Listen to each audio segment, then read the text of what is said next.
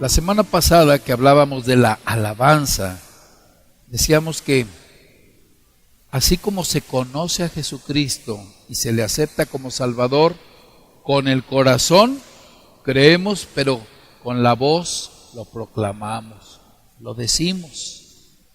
Y nos hemos de regresar poquitito para acordarnos del asunto del tabernáculo, ¿verdad? Lo que era el tabernáculo, aquella carpa.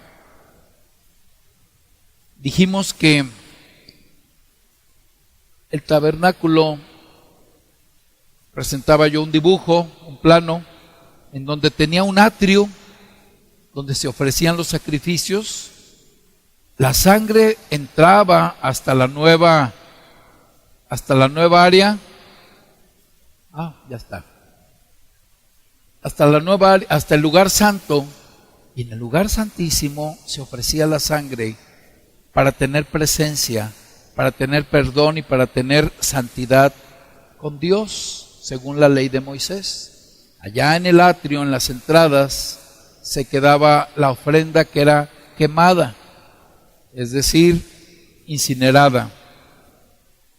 Pero entre el lugar santo, al que podían entrar solo los sacerdotes, y el lugar santísimo, la parte más íntima, al que podía entrar solamente el sumo sacerdote y ser portavoz de la oración del pueblo, y presentar ofrenda y presentar petición y presentar oración al Señor, y luego de parte del Señor dar palabra al pueblo. Todo esto, ley ceremonial, toda esta ley ritual fue abolida, fue quitada con el sacrificio de Jesucristo. El velo entre el lugar santo, aquí, este velo entre el lugar santo y el lugar santísimo, y otro primer velo, acá, miren, dice primer velo, o sea, una parte, una cortina. El de acá más grueso está hasta con una línea un poquito más gordita que este. Eran lugares de, tienes que trascender, no cualquiera. El velo o división entre el lugar santo y el lugar santísimo, ese grueso velo dividía el tabernáculo. El mismo velo que fue rasgado al morir Jesús, porque así lo dicen los evangelios, permitiendo entonces el libre acceso a todo hombre a la comunicación directa con Dios. Esa es la simbología. Sin la necesidad de un intermediario, de un sacerdote, porque dice la palabra que tenemos al sumo sacerdote, que es Jesucristo. Entonces podemos tener contacto directo con el Espíritu de Dios. ¿Desde cuándo? Desde el momento que nosotros hemos aceptado a Jesucristo como Salvador. Que ese sumo sacerdote viene a traer bendición a nuestra vida, viene a traer salvación, viene a traer perdón y restauración, entendiendo así el sacrificio de la vida de Cristo por la vida nuestra. Un sacrificio que a nosotros nos llena de vida, porque muertos estábamos en el pecado, ya que el ser humano espiritualmente estaba muerto desde Adán. Ese es el pecado original, el de origen, que lo llevó a ser expulsado del huerto del Edén. Nos acordamos de Génesis. Así que desde el primer pecado, el hombre, y hasta el último día, se la pasará cometiendo errores, cometiendo pecado. Pero la expiación, es decir, el sacrificio de Jesucristo, cubre por el pecado pasado, presente y futuro de toda la humanidad. El lugar santísimo del tabernáculo, allí donde estaba la presencia de Dios, hoy está dentro de nosotros. No se requiere de un lugar físico, porque somos la morada del Espíritu Santo. Y podemos conversar con Dios nosotros directamente y ser escuchados. Fíjate, la bendición tan grande. A partir de Cristo, antes la humanidad no lo vivió. Ser escuchados por Él, siempre que mantengamos esa común unión de fe, de amor en nuestro Creador. La ley ceremonial de Moisés el antiguo pacto que tenía Dios con el hombre, que allí se encontraba representando las tablas de la ley, los 10 mandamientos, y toda la ley de Moisés, en su ceremonia, en su simbología, fue sustituida por este nuevo pacto que fue sellado con esa sangre, porque sin derramamiento de sangre, dice la palabra, no hay remisión de pecados. Ya no eran de toros, ya no eran de machos cabríos, ya no eran de palomas, sino la del Cordero perfecto, que es Jesucristo. Allí había también un candelabro de oro puro, que significaba la luz. Y esa luz es la luz que tenemos del Espíritu Santo para conocer directamente de su palabra y a través de Cristo Jesús. Increíblemente, aún en nuestros tiempos, algunos de nosotros como que no nos damos cuenta, ni siquiera estudiando la palabra de Dios, cuando Jesucristo le dijo a la mujer samaritana, a ver, imagínatela, le dijo que ese templo, bueno, antes a la mujer samaritana, le dijo que iba a venir el momento donde iban a adorar, ni donde adoraban los samaritanos, ni donde adoraban los judíos, sino que vendría el momento donde adorarían en espíritu y en verdad. Y eso es lo que nos toca a nosotros. No tenemos que ir al templo, no tenemos que ir a aquel monte tampoco, a donde fue construido el tabernáculo.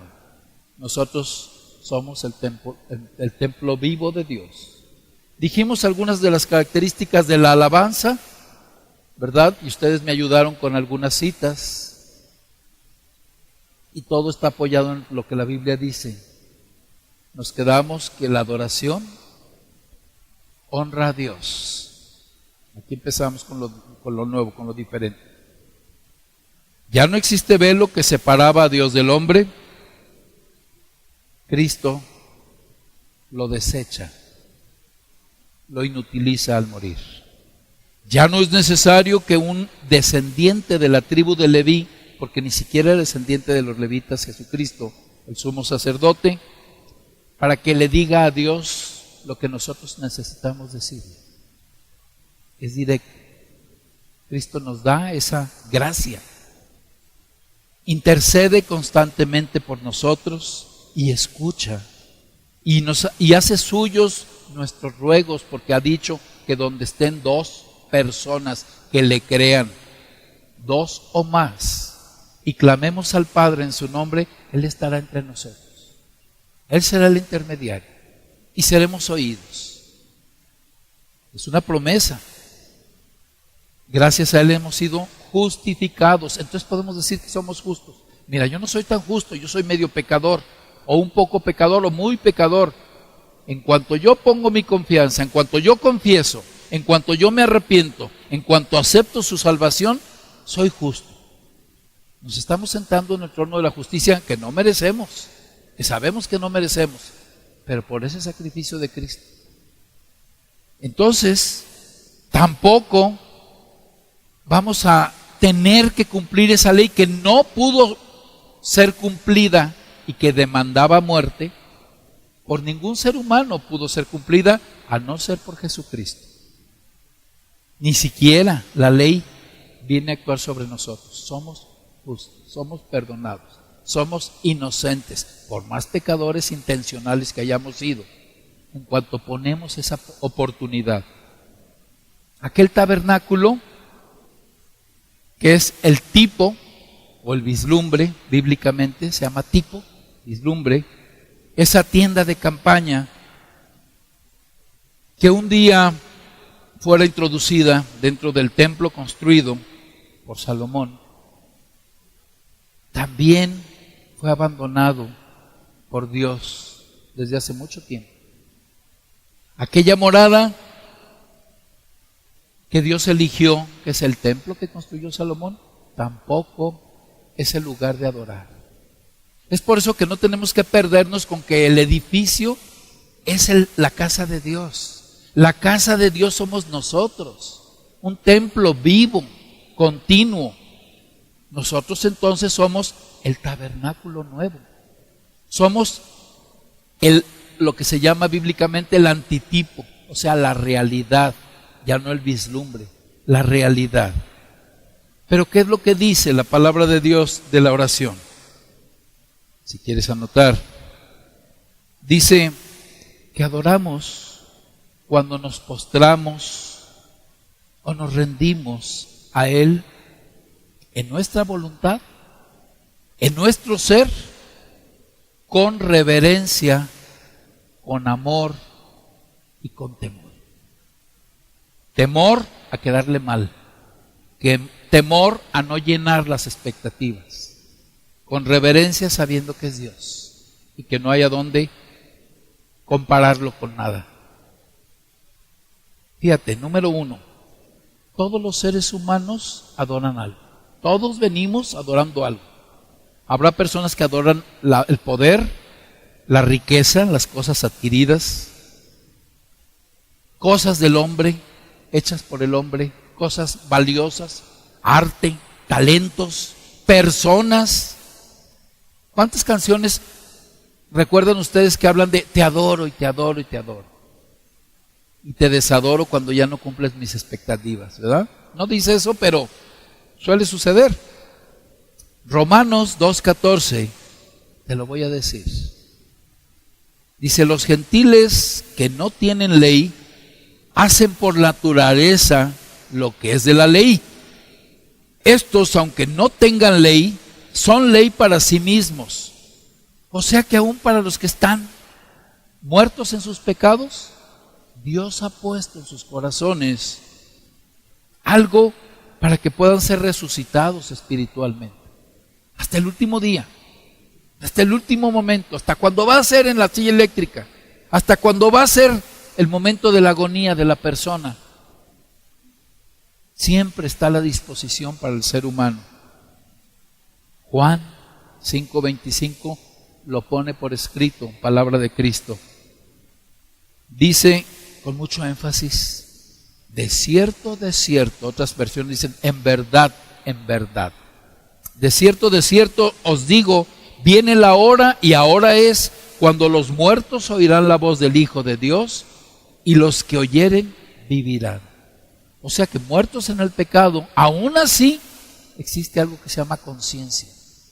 Dios puso en el corazón del hombre una capacidad de adorar. ¿Qué adoras? ¿Adoramos cuadrúpedos? ¿Adoramos seres hechos por el hombre? ¿Estatuas? ¿Objetos? ¿Poderes? ¿Placeres? ¿Adoramos cualquier otra cosa que no sea Dios? Es idolatría. Aún personas, aún hijos, aún familia. Todo lo que llegue al grado de adoración, es decir, lo más relevante, lo más importante, la prioridad máxima, no nos va a servir de nada.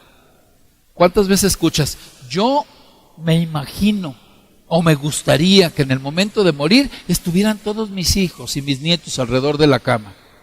Pregunto yo, ¿te podrá servir de mucho? Ese momento es tan íntimo, tan personal como nacer. Nadie lo puede compartir. Lloren o no lloren, te mueras en el campo de batalla, te mueras allá en un baldío donde te dio el infarto, donde te secuestraron, donde te balacearon, donde lo que haya sido, en tu cama, en tu cuna, en una iglesia, en un templo, en el momento X, ese momento es entre tú y Dios. ¿Ya lo pensaste? No te sirve de mucho. Aquella gente que tiene mucho miedo a quedarse sola, se casará mi hija, se casará mi hijo y yo me quedaré solito, me voy a morir solito. Te vas a morir solito y acompañadito, ¿sí o no? Eso es entre tú y Dios. Entonces es mejor tener, según lo que la enseñanza cristiana, es mejor tener contacto y certeza, porque hasta ese momento va a ser menos terrible. Ese momento que tanto tememos los seres humanos por desconocido.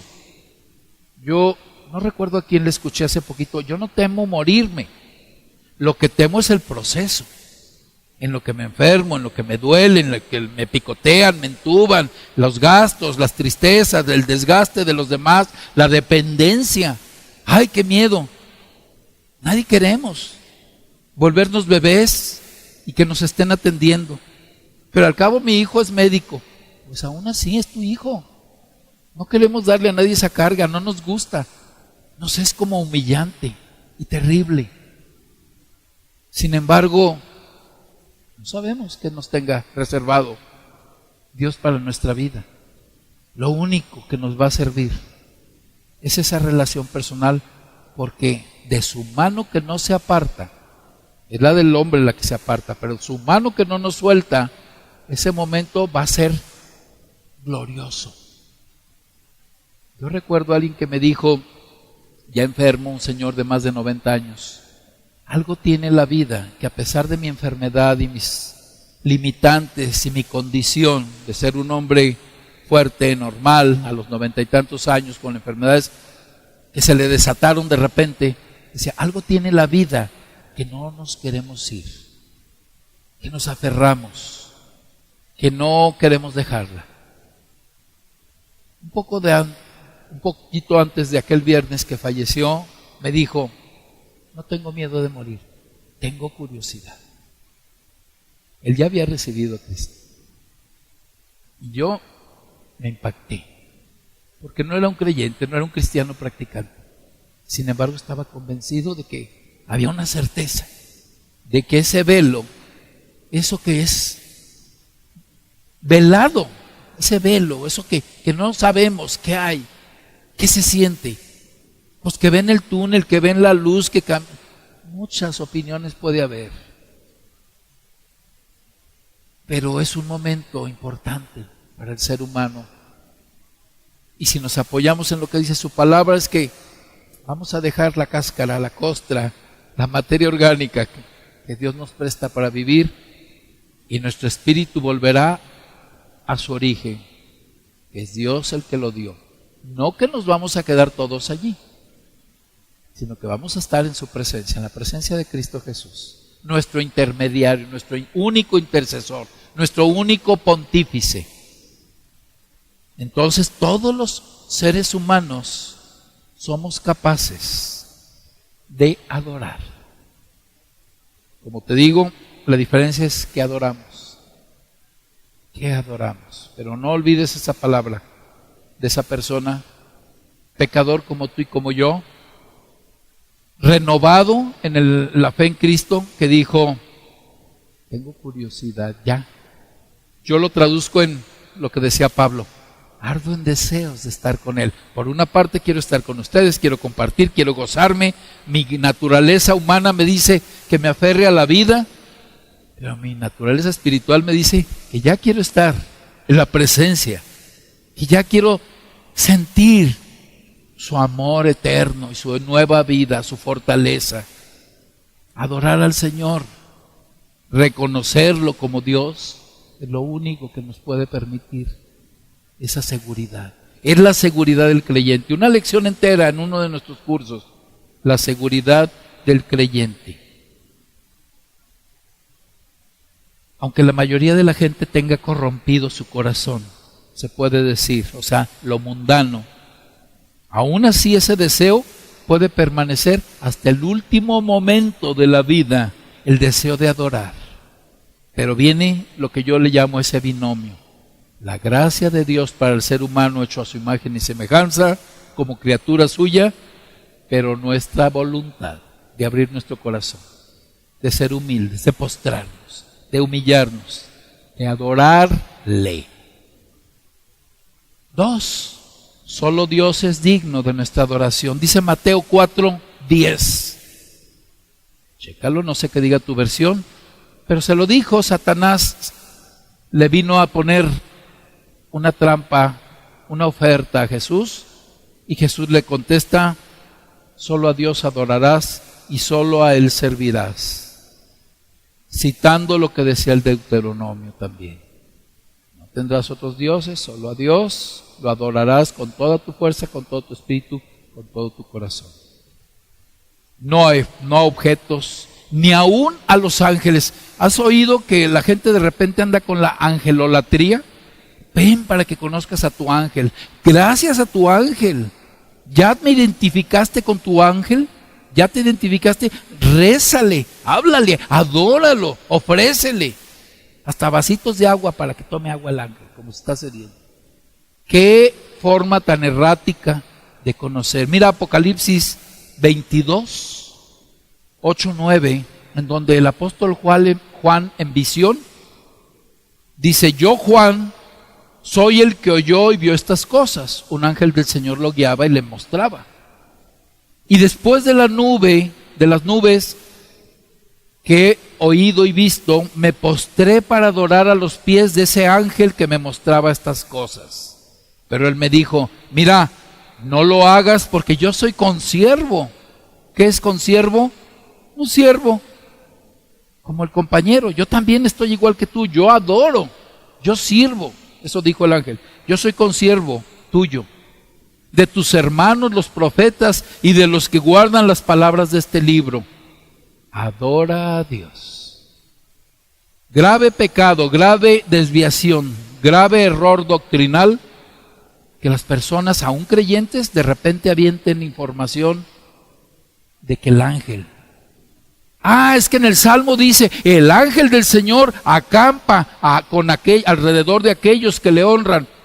El enviado del Señor. Cada que dices ángel, es el Espíritu que envió el Señor. No se manda solo, no tiene capacidad por sí mismo, no puedes pedirle a Él, Él no determina. Él está en un sentido igual que nosotros. Si se equivoca y decide dar la vuelta y darle la espalda a Dios, Él no tiene redención, no tiene esperanza en Cristo como tú y como yo. No vino por ángeles, vino por seres humanos en forma de ser humano. Ángel que se equivoca, ángel que hace mal uso de su libre albedrío, como lo hacemos los seres humanos, no tiene la oportunidad. Así que, cero intención de adorar ángeles. No digamos las otras cosas.